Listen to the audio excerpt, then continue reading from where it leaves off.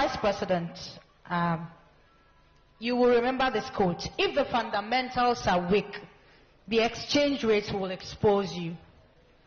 And after the time you were making this statement, a dollar to CD was 3 cedis and above, or about 3 cedis, 4 cedis, right? Thank you. 2024, a dollar to a cedi is 15 Ghana cedis, about 15 Ghana cedis. Okay, over 15 Ghana cedis. Thank you. How do I explain this to my mother, a cocoa seller, that in 2014 the fundamentals were weak? In 2024, where a dollar is now 15 cedis, the fundamentals are not weak, but the prices of goods and services are high today. Thank you. Other question, which is a nice one, Vanessa was asking, if the fundamentals are weak, the exchange rate will expose you, which is a truism. It was true then, and it's still true today. It's an economic truism that once the fundamentals weaken, you will see the impact on the exchange rate fundamentally. And when we talk about many of these fundamentals, you're talking about the GDP growth rate, you're talking about the fiscal balance, you're talking about the exchange, the reserves, level of the reserves that you have, inflation, and so on.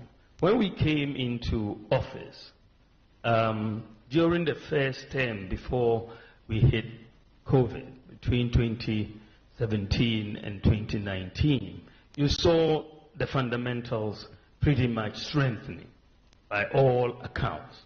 And the exchange rate depreciated in those 3 years by less than 5%. That was the lowest depreciation in the currency for 28 years. 28 years. That was the lowest depreciation of the currency. I think we went up, even after COVID, we didn't get that high a depreciation. But the biggest shock for the economy came in 2022. All hell was breaking loose in 2022. Inflation, 54% as at November 2022.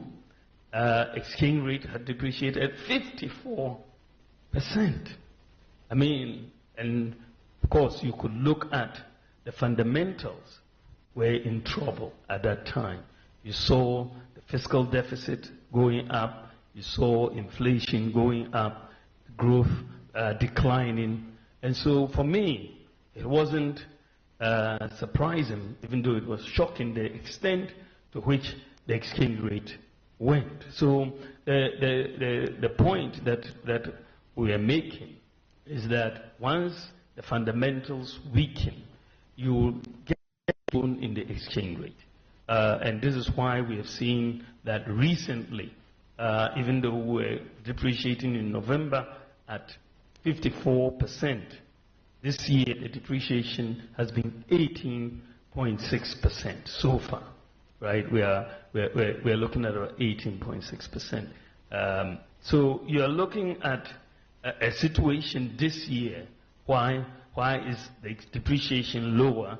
Because the fundamentals have strengthened. The fiscal deficit is under 5%. We are running a primary surplus. Growth has gone up first quarter to 4.7%, higher than projected.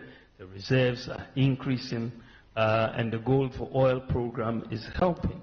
So as the fundamentals and inflation today is around 20%, so there's been a strengthening of the fundamentals, and you've also seen more relative exchange rate stability. In all of this, and I want you to take this away. When I look at what was happening in 2022, the 54% depreciation of the cedi, it was very scary. In fact, in 2022, this economy was on the verge of collapse, because you saw our reserves declining very steeply. The exchange rate was blowing up, inflation was up, and my worry at that time, frankly, was that I could see this country moving towards Sri Lanka. Sri Lanka was what was clearly in my mind at that time, because you saw protests in Sri Lanka. They had no fuel. Dumsor was there.